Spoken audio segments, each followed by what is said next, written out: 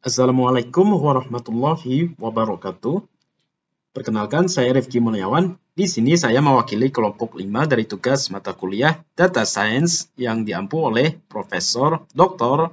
Kusrini, Magister Komputer, yang terdiri dari Bapak Bayu Setiajid, Bapak Ismail Puji Saputra, Bapak Nur Sahid, Bapak Nur Fajri Asfa, dan saya sendiri, Rifki Mulyawan. Dalam video ini kami akan membahas tentang sebuah algoritma atau metode yang ada dalam data science, khususnya yaitu adalah clustering. Adapun untuk uraian peranan anggota kelompok kami nantinya akan dibagi dalam beberapa slide sebagai berikut. Baik, jadi apa itu yang dimaksud dengan clustering? Clustering sendiri adalah metode pembelajaran mesin yang digunakan untuk mengidentifikasi dan mengelompokkan titik data serupa dalam kumpulan data yang lebih besar tanpa memperhatikan hasil spesifik. Sebagai bahan diskusi, di sini kita ada contoh data dalam bentuk tabel yang terdiri dari 3 kolom dengan nilai delta 0,1. Di sini kita diminta untuk membagikannya agar dapat menjadi 3 kelas dengan nilai C, B, dan A. Kemudian, di sini kita akan menentukan nilai centroid masing-masing kelas, serta menentukan nilai masing-masing mahasiswa dengan menggunakan K-means clustering. Sebelumnya, perlu kalian ketahui bahwa K-means clustering ini secara sederhana adalah salah satu algoritma dalam machine learning yang paling sederhana dan populer ya. Pengklasteran K rata-rata ini digunakan untuk menemukan grup dalam data dengan jumlah grup yang diwakili oleh variabel K, di mana variabel K itu sendiri adalah jumlah klaster yang kita inginkan. Baiklah, untuk memulainya di sini kami menyederhanakannya dengan menambahkan kolom IPK yang merupakan hasil kalkulasi dari nilai masing-masing kolomnya ya. Sebagai contoh misalnya untuk NIM dengan nilai 1, dia 40% dari nilai 56, kemudian 60% dari nilai 71, maka dapat kita dapatkan nilai IPK sebesar 65,0 ya. Begitu dan seterusnya, sehingga kita dapat menentukan nilai min atau minimal yang terkecil yaitu 24,6 dan nilai maksimalnya yaitu 93 ya. Sebelum kita menentukan nilai centroidnya, di sini kita cari terlebih dahulu nilai toleransi error dengan rumus delta dikali nilai max dan dikurangkan dengan nilai min ya, sehingga kita dapatkan nilai toleransinya yaitu 6,84. Selanjutnya kita akan menentukan nilai centroid yang akan dilanjutkan oleh anggota kami selanjutnya. Untuk selanjutnya, setelah kita mendapatkan nilai minimal, nilai maksimal, dan nilai toleransi, kita akan mencari nilai centroid dengan menggunakan rumus seperti ini. Nilai centroid untuk masing-masing kelas. Jadi untuk kelas yang pertama, nilai minimal itu nilai 24,6. Di sini itu I itu nilainya untuk nilai kelas keberapa? Kelas pertama dikurangi 1. Setelah itu dikali dalam kurung 93 ini adalah nilai maksimal. 24 ini adalah dikurangi nilai minimal. Terus dibagi 3 N dibagi N. N itu 3 berdasarkan jumlah kelasnya. Setelah itu ditambah dengan nilai maksimal dikurangi nilai minimal dibagi 2 kali N. 2 kali N itu berarti 2 kali jumlah kelas 3. Maka akan mendapatkan nilai seperti ini. Begitu juga kita kerjakan ke kelas yang kedua, mendapat nilai seperti ini. Setelah itu kelas yang ketiga. Jadi kita sudah mendapatkan nilai centroid dari masing-masing kelas seperti ini. Untuk selanjutnya akan dijelaskan oleh teman saya. Terima kasih.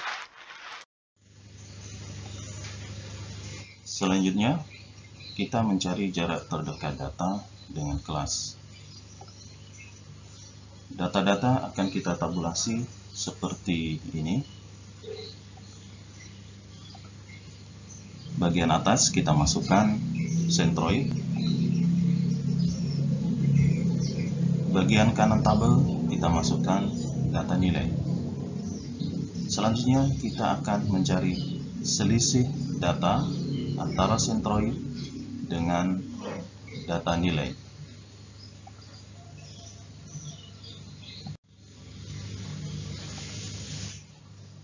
Berikutnya adalah mencari nilai terendah dari selisih data yang sudah kita buat sebelumnya untuk setiap baris data nilai.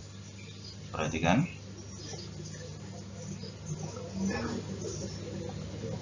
Contoh untuk baris pertama, nilai 65, selisih terendah adalah 6,20. Nilai ini terletak pada klaster B. Oleh karena itu, pada kolom kelas kita masukkan kelas B atau klaster B. Begitu juga untuk baris berikutnya sampai baris terakhir.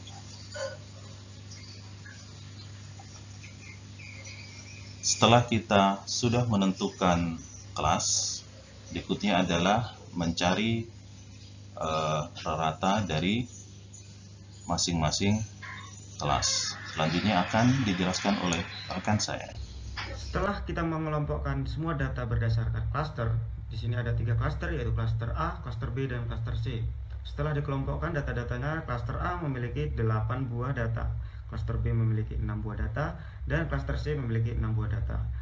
Setelah data-data ini diklasterkan, maka kita akan menghitung masing-masing rata-rata atau masing-masing rata klaster. Di mana klaster A, kita akan menjumlahkan semua nilai yang ada di klaster A ini, kita jumlahkan, lalu kita bagi jumlah data yang ada di klaster A. Kebetulan di sini jumlah data klaster A itu ada 8 ya. Makanya di sini kita bagi 8 ya. Nah, setelah kita bagi 8, semuanya dijumlahkan dibagi 8, hasilnya adalah 80,7. Maka ditulis di sini 80,7. Begitu juga untuk klaster B, semua ini dijumlahkan dan dibagi dengan 6. Kenapa 6? Karena jumlah datanya ada 6. 1, 2, 3, 4, 5, 6. Klaster C juga begitu, dijumlahkan semuanya lalu dibagi 6 karena datanya ada 6. Maka jumlah masing-masing klaster itu memiliki rata-rata. Untuk klaster A itu 80,7, klaster B 59,8, dan klaster C 34,9. Berikutnya, setelah kita mendapatkan nilai rata-rata dari klaster, kita akan melakukan perhitungan gap atau selisih antara rata-rata dengan sentroid, ya, rata-rata klaster dengan sentroid. Dimana rumusnya adalah seperti ini ya. Kita contohkan dulu di klaster C. Dimana di sini klaster C itu akar dari 34,90 dikurangi 36,0. Ini dari mana sih datanya? Ini datanya dari sini ya. Rata-rata dikurangin sentroid, ya kan? Terus dikuadratkan lalu di akar. Maka ketemu selalu hasil positif. Karena ini maupun minus mau plus karena sudah di akar, maka jika minus ketemu misalnya ini ketemu hasil minus, jika minus kali minus maka akan menjadi plus ya. Makanya rumusnya seperti ini, maka akan muncul selalu data positif seperti itu ya. Untuk klaster C itu gapnya 1,10, klaster B itu gapnya 0,97, klaster A itu gapnya 0,9. Nah, gap antara rata-rata dengan sentroid ini jumlahnya ini ditambahkan, maka totalnya adalah 2,99. 2,99 ini kita tidak perlu melakukan iterasi. Karena apa? Karena totalnya ini lebih kecil daripada toleransi, di mana toleransi yang telah kita dapatkan di slide nomor 4 itu toleransinya itu 6,84. Maka total gap antara rata klaster dengan sentroid totalnya itu 2,99. Makanya tidak perlu melakukan iterasi lagi karena jumlah gap itu di bawah dari toleransi. Terima kasih dari penjelasan yang telah disampaikan oleh rekan-rekan kami. Dan setelah diketahui nilai dari delta, kemudian nilai minimal, nilai maksimal, serta nilai toleransinya yang dimasukkan ke dalam rumus, sehingga ketemu 3 klaster dengan nilai sentroidnya. Yang pertama, untuk sentroid di klaster C, ini nilainya 36,00. Kemudian sentroid di klaster B, ini ketemu 58,80. Dan sentroid di klaster A ketemu 81,60. Kemudian untuk nilai dan klaster masing-masing mahasiswa ini bisa dilihat seperti tabel yang ada di samping. Jadi dari 20 mahasiswa setelah diketahui nilai akhir sehingga ketemu nilai minimal dan maksimalnya dan nilai toleransi, kemudian kita klasifikasikan berdasarkan klaster serta sentroid yang ada di masing-masing kelas. Terima kasih. Demikian yang bisa kami sampaikan dari kelompok kami. Ada kurang lebihnya mohon maaf. Assalamualaikum warahmatullahi wabarakatuh.